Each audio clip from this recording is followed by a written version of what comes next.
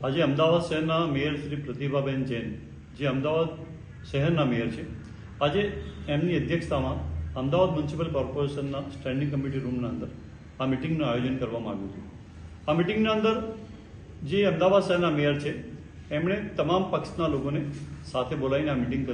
કરવાની જરૂર હતી, કેમ કે જે છેલ્લા અમદાવાદ શહેરના અંદર 3 દિવસથી જે વરસાદ પડી રહ્યો છે, અમદાવાદ શહેરના નગરજનો જે હાલાકી ભોગવી રહ્યા છે, તે સમગ્ર કોર્પોરેટર હોય, ધારાસભ્ય હોય કે એમપી હોય, તેમના પાસે સેમ ફરિયાદ હોય છે. ત્યારે ભારતીય જનતા પાર્ટીના અમદાવાદ શહેરના મેયર ફક્ત તેમના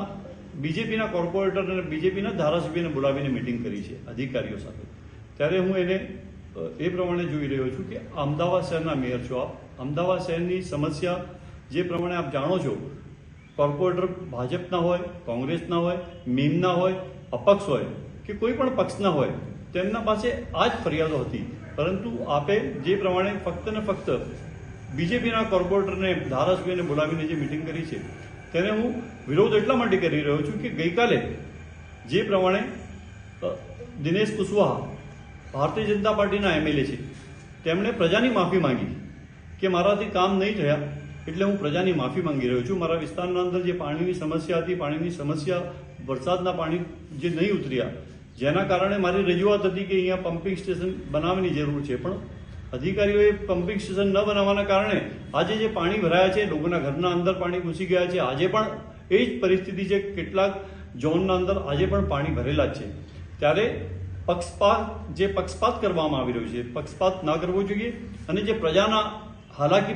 અત્યારે જે હાલાકી ભોગવી રહી છે, તે હાલાકી ના ભોગવે, પ્રજાના જે કામો તાત્કાલિક અધિકારીઓને સૂચના આપીને કરાવવા જોઈએ, એવી મારી રજૂઆત છે. આજે અમદાવાદ શહેરના મેયરશ્રીને મેં પત્રથી પણ જાણ કરી છે અને ટેલિફોનિક પણ મેં વાત કરી છે કે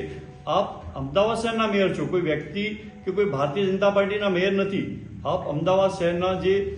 192 કોર્પોરેટરો છે, 16 ધારાસભ્ય છે, એમના સાથે આપને મિટિંગ કરવી હતી, પરંતુ આપે ફક્ત ને ફક્ત ભારતીય જનતા પાર્ટીના કોર્પોરેટર અને ધારાસભ્ય સાથે મિટિંગ કરી છે. તે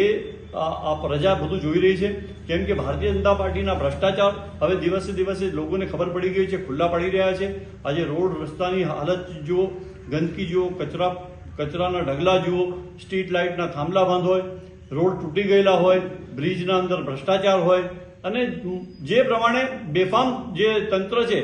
એમના કયામાં નથી. અને જો ચૂંટાયેલા પ્રતિનિધિ પોતે ફરિયાદ કરતા હોય સંકલન સમિતિની મિટિંગના અંદર કે અમે જે ફરિયાદો કરીએ છીએ, અમે જે પ્રશ્ન આપીએ છીએ, તેના જવાબ પણ જે અધિકારીઓ આપે છે ગોળ ગોળ જવાબ આપતા હોય, એવા